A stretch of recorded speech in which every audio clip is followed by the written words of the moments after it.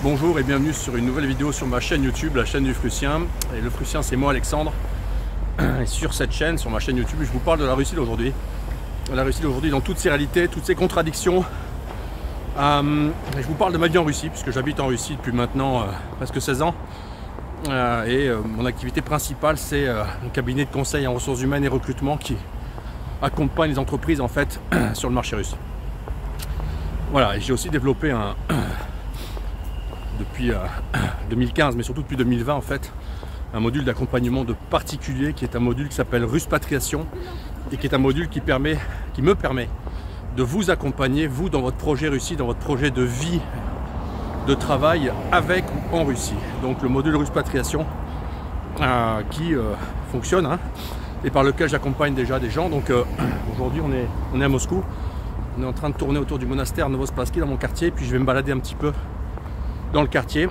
Voilà, je vais vous montrer, je vous parler de Russie et je vais vous montrer un petit peu autour de moi donc la Russie, Moscou d'aujourd'hui, à quoi ça ressemble. Et à ce titre, j'ai écrit un livre blanc. Vous trouverez dans la description de la vidéo le lien pour télécharger ce livre blanc, un livre blanc gratuit dans lequel je parle de Russie d'aujourd'hui. Je donne quelques axes de réflexion, quelques pistes, etc. Voilà, et puis comme vous pouvez le voir, il y a un grand ciel bleu à Moscou. Alors je dis tout de suite là, toute l'équipe des mecs du sud de la Russie là, les Fabrice, les Johan et tout ça, non, mais vous expliquez qu'il n'y a pas de soleil en Russie du Nord, c'est pas vrai, on le voit, il fait beau mais il fait froid, il fait -5 et avec un ressenti -6, -8, donc mais je la fais en mode homme cette vidéo sans bonnet, profitez de la lumière. Voilà donc la Russie d'aujourd'hui, et aujourd'hui en fait, vous êtes nombreux à m'écrire sur j'en ai parlé dans ma dernière newsletter, vous pouvez vous abonner à ma newsletter Le Rêve Russe, qui sort toutes les semaines, newsletter dans laquelle je parle de la Russie d'aujourd'hui et j'explique les réalités de la Russie d'aujourd'hui. Mais en fait, je parlais un petit peu du manque du travail, du marché du travail, puisque vous êtes très nombreux à m'avoir dit oui, mais c'est vrai, on entend que l'économie russe redémarre. C'est vrai que on vit un petit peu dans un autre monde en Russie et on vit dans un pays qui depuis près de 2 ans maintenant a subi 14 000 sanctions, mais on constate un fort redémarrage économique et donc des pénuries de main-d'œuvre. Alors je vais expliquer un petit peu tout ça. Je vais expliquer le marché du travail russe, comme je suis dans les ressources humaines, sujet que je connais bien, que je maîtrise bien, et je voudrais donner quelques grandes pistes d'éclaircissement et de compréhension des réalités du marché du travail russe aujourd'hui. Oui, la Russie, historiquement, c'est un marché de candidats, dans le sens que il y a toujours eu en fait en quelque sorte des pénuries de candidats dans les grands bassins d'emploi développés, qui sont les gros bassins du tertiaire, les gros bassins industriels, de l'Oural, de la Sibérie, etc. Des grands chantiers de construction depuis 20 ans à travers tout le pays. Aujourd'hui, l'économie russe n'est pas du tout en effondrement. Vous sortez de Moscou, il y a des immeubles en construction à perte de vue, 50 immeubles, 100 immeubles, 150 immeubles, c'est un truc de fou. Donc non, bien sûr que non. Et effectivement, tout ça, ça nécessite de la main-d'œuvre. Et puis, donc il y a toujours une tension forte de manque de main-d'œuvre dans l'économie russe, de manque de compétences, de manque de gens numériquement, parce que la Russie est en récession démographique, comme tous les pays occidentaux, et parce que aussi tout simplement, il y a un problème aussi de compétences. Il n'y a pas assez de gens capables. Vous avez des gros bassins d'immigration pour les postes d'entrée de gamme, la construction, etc. Mais dans les gens qualifiés, il y a des manques de cadres, des manques de ci, de ça. Donc voilà, donc on était sur une dimension relativement pénurique de main d'œuvre, avec de l'autre côté une espèce de petit dysfonctionnement, on va dire, de l'économie russe, qui fait que les salaires sont trop bas en Russie. Donc pour un migrant d'Asie centrale, il va survivre. Pour un russe du coin, il va survivre. Et un russe d'une ville XYZ de petite ou de moyenne taille qui veut en fait changer de niveau de vie, c'est la migration de province vers les grands centres urbains, vers Moscou, Saint-Pét, Krasnodar, etc. Donc, et là, il va à la conquête d'un salaire plus élevé. D'accord? Mais les gens de Moscou qui partent travailler dans les petites villes, il n'y en a pas. Il n'y en a pas. Ces flux ne se font pas dans ce sens-là, ils se font toujours dans le sens de la petite ville vers la grande ville. Ok? Et puis, voilà, ça c'est une aire de jeu et de sport qui vient d'être construite en bas de chez moi.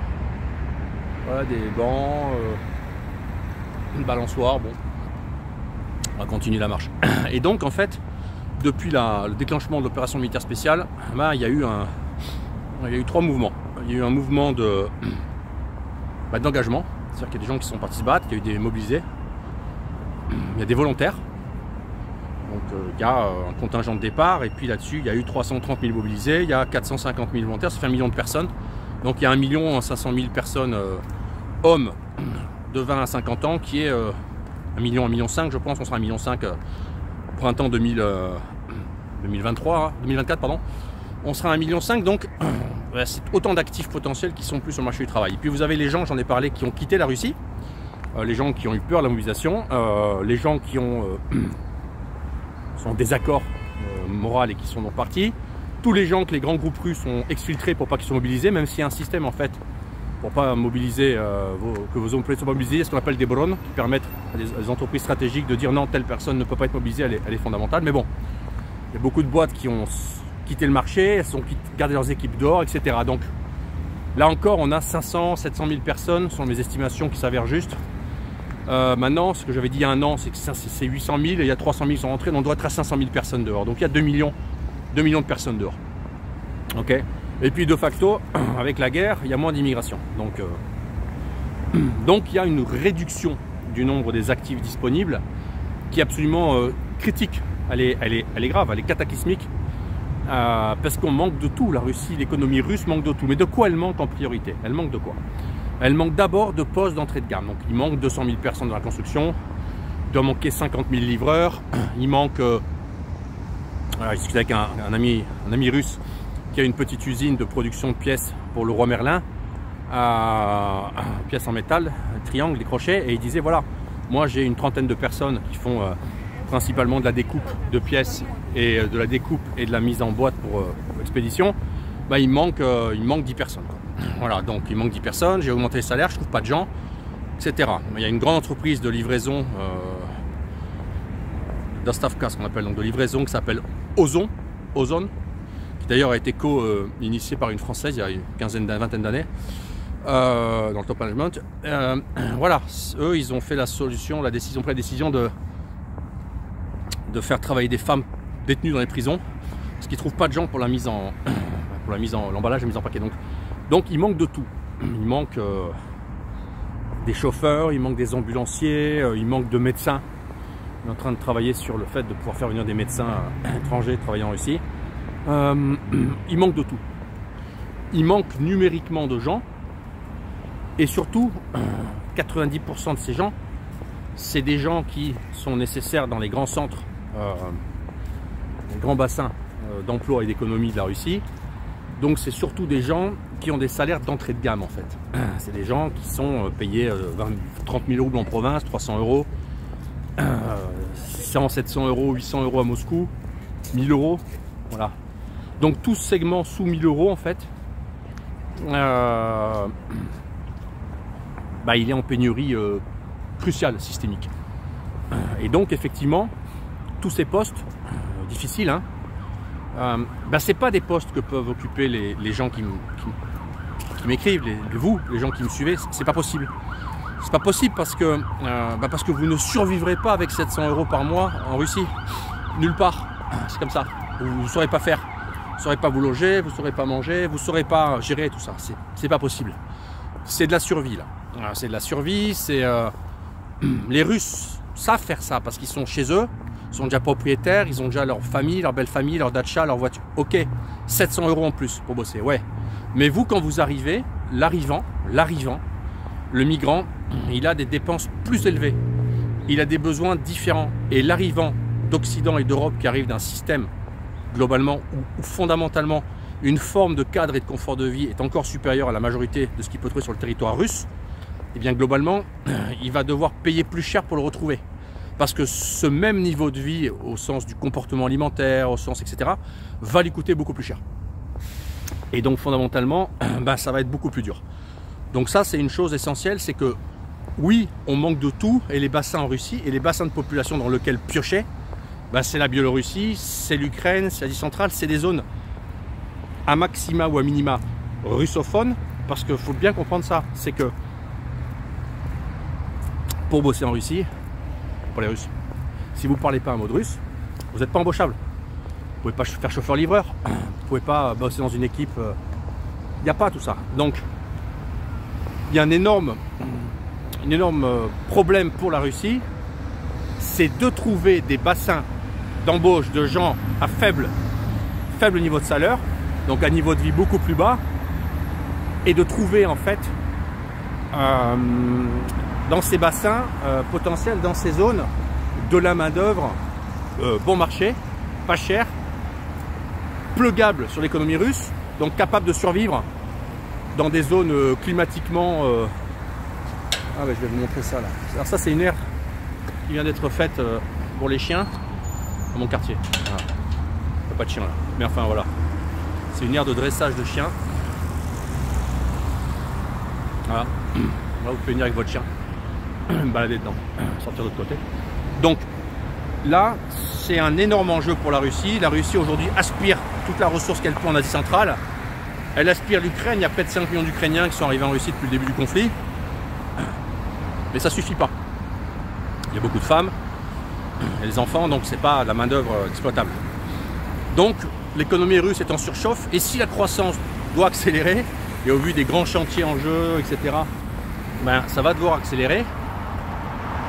Les aires de chiens dans mon quartier, elles sont mieux que les aires de jeu en France pour les enfants. Hein, de ça qui manque ça. Donc, si la croissance doit s'accélérer, eh bien il va être de plus en plus difficile pour la Russie de faire face. Donc là, il y a vraiment un énorme problème, et il faut bien comprendre une chose, c'est que, je m'adresse aux gens qui me suivent là, c'est que rêvez pas, les postes dont je parle, vous ne les occuperez jamais. Vous ne ferez pas chauffeur-livreur dans l'Oural, vous ne ferez pas la mise en boîte, la mise en emballage dans un entrepôt à 200 bornes de Moscou. Même pas la peine, c'est même pas la peine, parce que vous ne tiendrez pas, vous ne parlez pas russe. Vous serez isolé aux gens d'Asie, enfin des centrales de Russie, de Moldavie, de Biélo, d'Ukraine. Des Russes de province, pauvres, bon, c'est même pas la peine. Un Européen, il est peu instable là-dedans. Il n'est pas instable là-dedans, j'y crois pas. Déjà le niveau de salaire. Alors, autour de Moscou par exemple, pour faire des rythmes d'emballage de produits pour la livraison, des rythmes alors c'est des rythmes non standards, non normés, ce qu'on appelle. Mais voilà, à titre d'information, pour bosser 6 jours sur 7. 6 jours sur 7, c'est du lundi au samedi. 10 heures par jour, donc c'est 60 heures par semaine, ben c'est payé 1000 euros. 1000 euros. Ouais, c'est ça la réalité. Et c'est bien payé parce que c'est plein de Moscou. Les mêmes postes en Sibérie, c'est 500 euros, c'est 400 euros, c'est ça. Donc l'entrée de segments économiques est mal payée. Là où ça paye mieux, et ça augmente vraiment depuis quelques mois, c'est les usines dans l'Oural. Les salaires nominaux ont pris près de 15%, mais c'est l'armement. D'accord? C'est Chelyabinsk, Ekaterinbourg, Sverdlovsk, les zones comme ça où il y a vraiment, là pour le coup, il y a de la croissance forte industrielle, économique. Les salaires nominaux sont en hausse, mais c'est l'armement. Alors j'aime autant vous dire qu'embaucher un Européen maintenant là-dedans, faut pas rêver. Ça se fera pas non plus.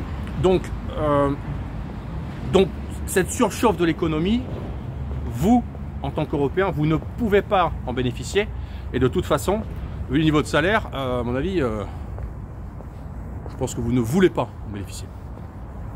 Et ceux qui me disent je suis prêt à tout, non. N'oubliez pas autre chose, c'est qu'hormis la langue russe, il y a aussi le statut administratif. C'est-à-dire que les gens dont je vous parle travaillent soit sans visa de travail, parce qu'ils ont des accords simplifiés, par exemple pour les citoyens de l'Union asiatique, Kazakhstan, Kyrgyzstan, Arménie, Biélorussie, embauchables comme des Russes.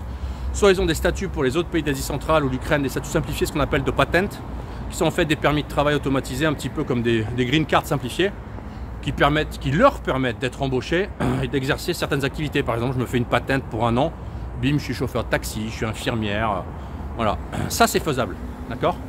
Mais tous ces gens ont la langue russe. Ils parlent russe, ok? Ces gens parlent russe. Voilà, ça c'est le quartier du Bataganskaya sur les quais. Vous voyez ce que c'est résidentiel, calme, on est bien là. Donc, tous ces gens, ils parlent russe. Et vous, vous parlez pas russe.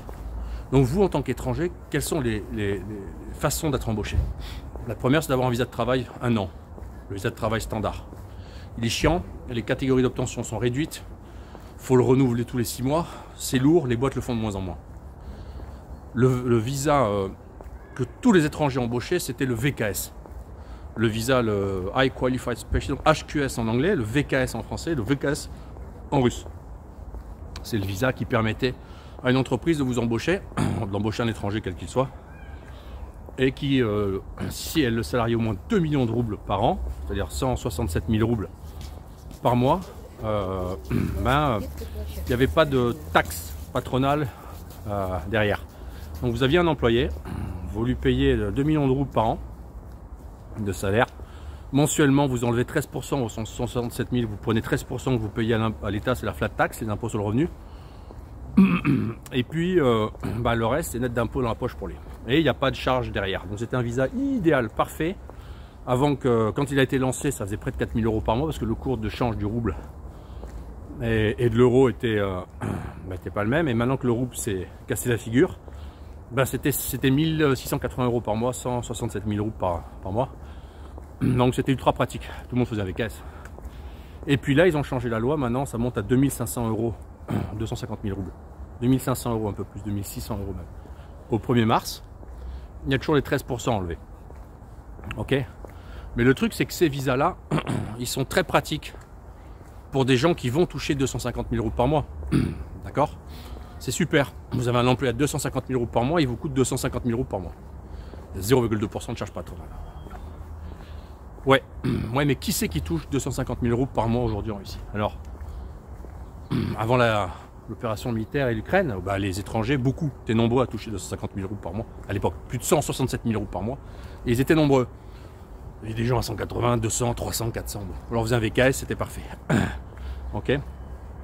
Maintenant qu'il y a eu la désoccidentalisation de l'économie et le retrait du secteur des boîtes étrangères occidentales, eh bien, de facto, les Russes qui restent embauchés, on ne peut pas leur faire de VKS. Donc, un Russe, il est russe, il n'est pas étranger, on ne lui fait pas de VKS. Par conséquent, on ne pourrait faire de VKS qu'un étranger suffisamment qualifié pour qu'on ait à le payer au moins 2 500 euros par mois. Mais le problème, c'est que ces étrangers-là, il n'y en a presque plus en fait. Il n'y en a plus parce que déjà la russification de l'économie russe depuis toutes ces années dernières dont j'ai parlé, le fait que les cessions de filiales aient été faites au management local russe, ça a dégoupillé, ça a juste dégoupillé les étrangers, puisque les étrangers qui étaient là ont été rapatriés parce que leur siège leur a dit « Ouh là là, la Russie, c'est compliqué avec l'Ukraine, il faut que tu rentres en France ». Et ceux qui ont voulu rester, le management local russe qui a repris la boîte leur a fait la peau, encore eux, sauf quelques très rares exceptions. On m'a parlé de Français qui restaient à Decathlon encore, en contrat local, mais voilà. Donc de toute façon, faire un VKS, ça coûte pas très cher, ça coûte 1 600 euros. En gros, sur le marché, bon, une boîte peut vous le faire. Mais il faut trouver l'employeur qui ait besoin de vous en VKS. Si vous parlez pas russe, si vous n'avez pas une compétence ultra propre, technique, à part, pourquoi faire un VKS? Puis il faut aussi que la boîte qui vous embauche, qui vous fasse le VKS, ait le droit de vous faire un VKS. Parce que plein d'entreprises russes n'ont pas ce droit. Elles l'ont pas parce qu'elles n'ont pas la compta au clair, parce que si, parce que ça, parce qu'elles n'ont pas les certifications. Alors ça, vous voyez sous moi là, c'est polycarbonate. Et en fait, ça permet l'hiver quand il neige, ou quand il pleut, de faire du sport, du ping-pong, voilà, du vélo. Du vélo. Voilà, traction. Voilà, c'est couvert, il y en a plusieurs. Le quartier là, permet de faire du sport l'été couvert, l'hiver couvert, sous la neige. Bien ça, hein. Donc, voilà. C'est le panneau d'affichage du quartier. Il y a un tank qui a été dessiné. Un pays de tank la Russie. Donc, globalement, trouver votre place dans ce secteur-là, c'est compliqué. Quand on parle pas russe, c'est compliqué. Donc oui, l'économie elle est en surchauffe. Oui, l'économie a besoin de beaucoup de petites mains. L'économie elle industrialise beaucoup, elle robotise beaucoup, elle a besoin de beaucoup d'ingénieurs. Ouais, mais d'ingénieurs russophones, d'ingénieurs capable de bosser en Russie, capable de passer l'hiver dans l'Oural, l'ingénieur capable de manager les équipes russes, de s'intégrer dans des équipes russes. Donc il y a un paradoxe fascinant et vraiment dur à comprendre et dur à intégrer pour un Européen, c'est que il y a à la fois une économie en demande, il y a à la fois des besoins massifs et à la fois il n'y a pas de place pour les gens compétents, qualifiés, motivés qui voudraient venir en Russie des pays d'étrangers lointains, notamment d'Occident. Et là il y a vraiment quelque chose sur lequel je travaille, quelque chose sur lequel beaucoup de gens travaillent actuellement, c'est comment faire en sorte que ce plug, cette connexion puisse s'établir.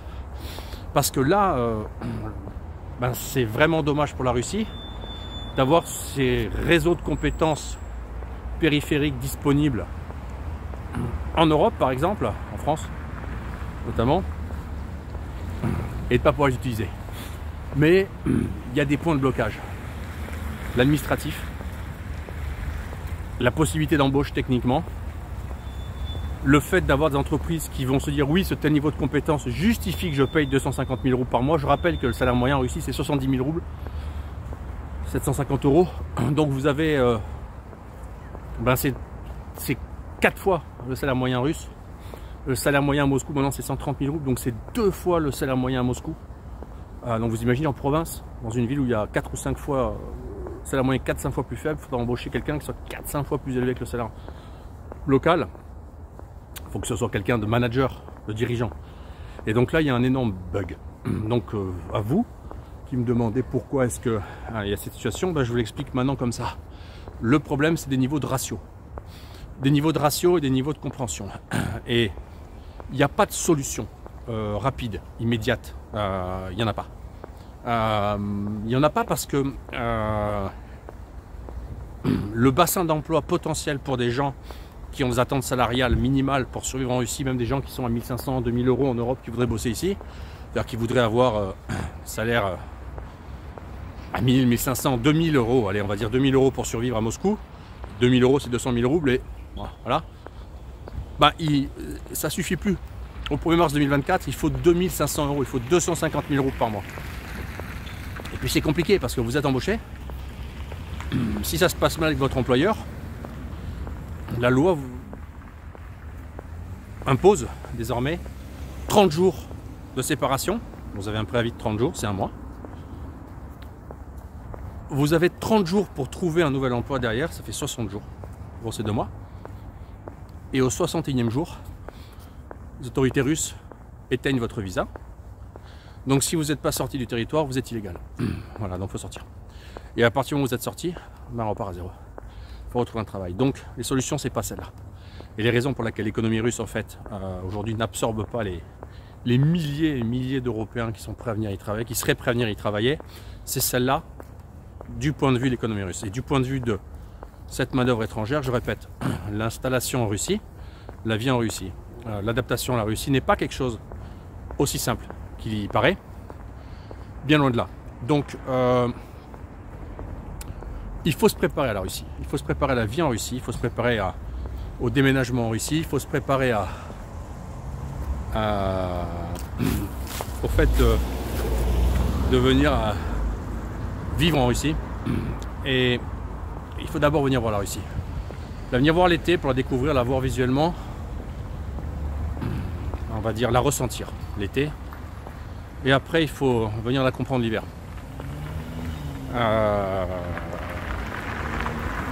Parce que c'est pas la même chose. Et que donc la clé c'est d'apprendre le russe. Parce que malgré tout, sans russe, vous n'y arriverez pas. Vous n'y arriverez pas et vous avez vu là les feuilles sont rangées dans les sacs. Sans russe, vous n'y arriverez pas et sans vous ajuster un petit peu, on va dire, à la Russie, c'est-à-dire venir mettre les pieds en Russie pour visiter la Russie, toucher la Russie, goûter la Russie, ça ne marchera pas non plus. Donc il y a deux moments. Il y a la langue, et puis il y a tenter de vous adapter, de vous comprendre la Russie. Ça ne se comprendra pas en un voyage, ça se saurait. Mais il faut venir au moins une fois pour comprendre. Et il faut bien comprendre que le management d'équipe russe n'est pas pareil que le management d'équipe françaises par exemple. Je parlerai de ça dans une prochaine vidéo. Voilà, donc le marché de l'emploi russe en surchauffe, l'économie russe en surchauffe, manque de main d'œuvre, salaire trop bas, donc difficulté d'embauche d'étrangers parce que les salaires sont trop bas. Et de toute façon, pour vous étrangers, le fait de vouloir travailler en Russie en venant d'Europe, du point de vue administratif, le type de visa, du point de vue linguistique, du point de vue adaptabilité, on va dire, il y a encore des gros challenges et ils ne sont pas réglés. Donc malheureusement, tout n'est pas si simple. Et malheureusement, pour les managers étrangers en Russie aujourd'hui, pour les étrangers, pour les managers étrangers, la situation est super compliquée. Elle est super compliquée parce que, pour les raisons que je viens d'expliquer. Donc, comment ça va évoluer?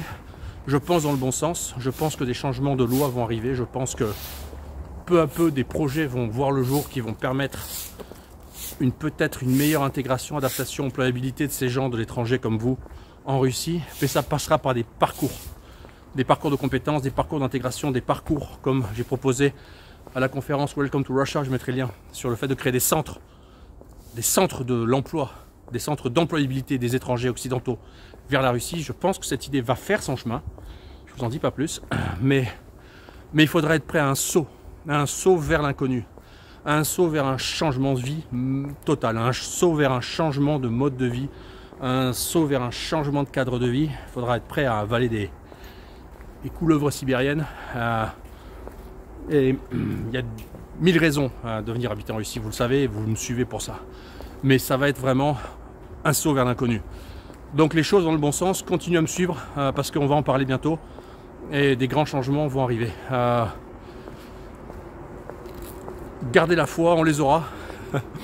Et la ruspatriation, je pense que c'est quelque chose qui a un avenir énorme et je pense que ça va continuer à se développer. La clé c'est de vous préparer de façon sérieuse, sereine et logique à votre vie en Russie. Et moi, je vous donne des conseils pratiques. Je ne vous survends pas la chose, je mets beaucoup le doigt sur les difficultés parce qu'elles sont réelles. Et en tous les cas, ce qui est sûr, c'est que il y a un marathon de fond. Ça verra pas, les choses vont pas se déclencher comme ça en un cliquement de doigts. Non, parce que vous en amont, vous avez la langue à apprendre. Vous voyez derrière, là, ça c'est le portail qui a été refait comme à l'époque stalinienne, magnifique. Vous avez la langue à apprendre, vous avez le fait de vous adapter et de comprendre l'écosystème russe. Il faut venir, il faut visiter, il faut vous implémenter, il faut venir toucher, il faut venir goûter, il faut venir en famille, il faut venir avec votre épouse, il faut venir tout seul. Il faut essayer de projeter ce que c'est. Il faut voir Moscou, il faut voir d'autres villes russes. Il faut voir les réalités de la Russie d'aujourd'hui. Et il faut tenter de vous projeter en imaginant comment vous vivriez, en sachant vraiment, si vous y viviez, quelle serait la réalité de votre vie en Russie. Et ça, c'est quelque chose peut-être qui est pas complètement en adéquation avec ce dont vous rêvez, ce que vous imaginez, mais l'important, c'est de savoir la réalité. Voilà, je vous laisse télécharger mon livre blanc. Suivez-moi sur Telegram et surtout sur YouTube.